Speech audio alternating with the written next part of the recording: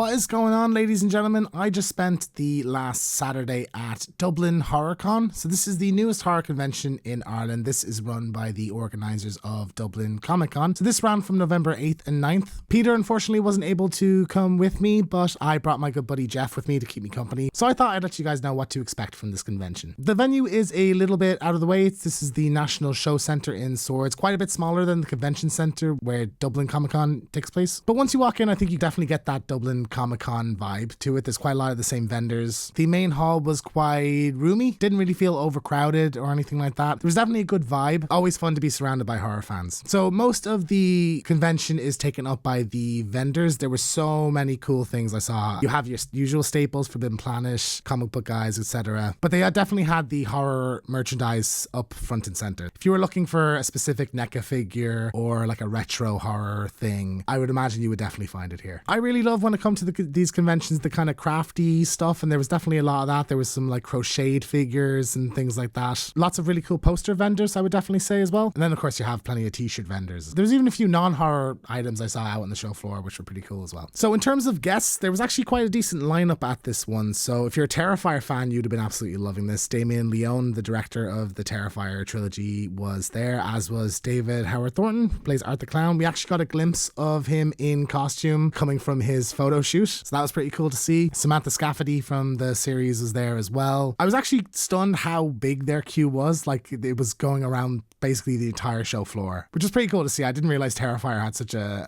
grip on people in Dublin. Outside of that, there was a few others. Costas Mandylor, who you might know from Saw. Dana De Lorenzo from Ash vs. Evil Dead. Derek Mears, I'm a big fan of Jason from the Friday the 13th remake. He's also in Swamp Thing. Really cool to see him there. And then of course Jason Patrick from Lost Boys was also in attendance. So I think for a first convention it was definitely a really strong lineup. Really fun to walk around, see all the cool cosplays. I got a few pictures with some of them. There was a Melina from Mortal Kombat who I was just stunned by. I thought the costume was incredible. Even a Stormtrooper, which Jeff was very happy to see. A few Predators as well. That was quite cool. If you've been to these kind of cons, you know that there's lots of sets. There was a lot of cool props to take photos with. An Annabelle doll, the Shining Door, the Nun portrait, Camp Crystal Lake. There was like a Predator set, which was cool to see some of the cosplayers at. There was a giant Stay Puft Marshmallow Man, which was quite fun to see because it kind of just overlooked the entire convention. And of course, there's a Slimer there as well. So 90% of the con is just this main hall, but there was also kind of a makeshift panel room, sort of in a tent, which we caught a glimpse of Costas Mandylor's panel there. I was also surprised to see there was an artist alley. So my buddy got something off of Beetlehead Designs, which is very cool. She was doing kind of horrify your pet sketches